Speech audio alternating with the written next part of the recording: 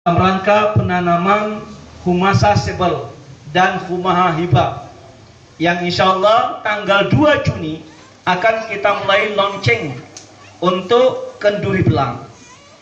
Nah, kami berharap kepada kita ke depan, karena kita juga punya sumber daya alam, ada sawah di tengah-tengah kehidupan kita, mari kita garap, mari kita kelola. Pertanian telah mempersiapkan segala sesuatu yang memang sanggup disiapkan, dan nanti melalui kepala desa meneruskan kepada camat untuk disampaikan apa yang menjadi kebutuhan-kebutuhan kita. Nah, ketika ini kita bisa lakukan, bisa kita kelola dengan baik, maka kita tidak ada ketergantungan lagi. Ya, tidak ada ketergantungan lagi dengan orang. Maka sebenarnya Bapak Ibu yang berbahagia, kalau kita mau mempelajari, memahami COVID ini, juga Allah mendidik kita, mengajarkan kita untuk bisa hidup mandiri. Jadi kita tidak tergantung pada orang. Jadi selama ini Bapak Ibu, untuk Bapak Ibu ketahui, ya, selama sejak tahun belakang itu uang kita hampir 100 miliar hanya kita buang keluar untuk membeli beras. Bayangkan, membeli beras saja untuk 94.000 penduduk Simelu ini kita buang uang hampir 100 miliar, lebih kurang 98 miliar. Bayangkan. Nah, coba kita sekarang menanam padi, kemudian hasilnya kita nikmati, lebihnya kita jual.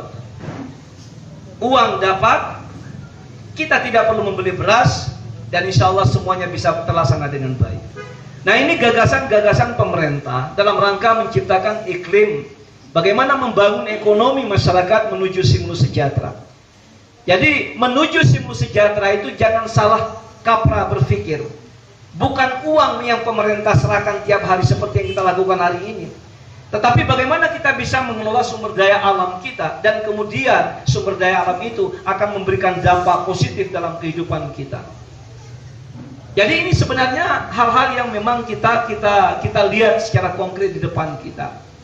Ya, si pilih tak harus tahu dari luar, padahal kita punya lahan cukup bagus di sini.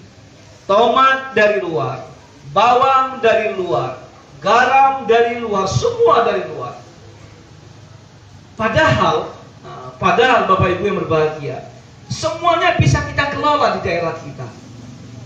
Nah, saya berharap ke depan ini Pak Camat juga saya tugaskan untuk bisa membangun sebuah mindset baru, cara berpikir masyarakat yang baru. Bagaimana kita bisa melakukan pengelolaan sumber daya alam dengan pemanfaatan dana-dana desa yang ada di tengah-tengah kita. Makanya selalu saya sampaikan, dana desa lakukan gerakan ke depan untuk pemberdayaan ekonomi. Jadi sektor infrastruktur sudah harus kita batasi, tetapi kita bergerak sekarang untuk membangun sektor ekonomi masyarakat. Apa yang kita bangun?